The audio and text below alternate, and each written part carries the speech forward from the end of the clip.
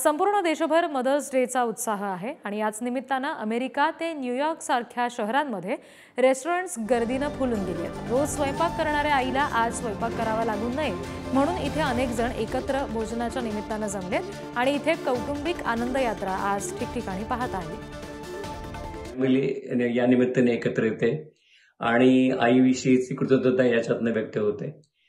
आईचं ऋण आपण म्हणतो ते कधीच फिटणारं नसतं आणि ते आपल्या भारतामध्ये कदाचित व्यक्त होत नाही, परंतु अमेरिकेमध्ये ते व्यक्त होतं। अमेरिकेत फॉर्मॅलिटीचा भाग असेल कदाचित, तिथे आईला देखील एखादी आईने गोष्ट केली तर थँक्यू म्हणतात आणि आज तर जाहीरपणे थँक्यू म्हणण्याचा दिवस आहे आणि खूप उत्साह आहे। सर्व रेस्टॉरंट्स इथे भरलेले आहेत, मॉल्स पूर्णपणे भरलेले आहेत आणि खूप आनंद आहे आणि या निमित्ताने कुटुंब एकत्र येतं आणि क्वालिटी टाइम एकत्र साजरा करतो। It is a very sweet day, बहुत अच्छा सेलिब्रेशन होता है।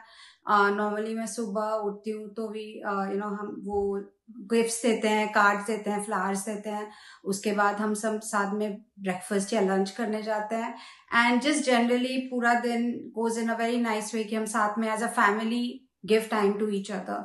So over the years this day has become truly special हम सब लोगों के लिए।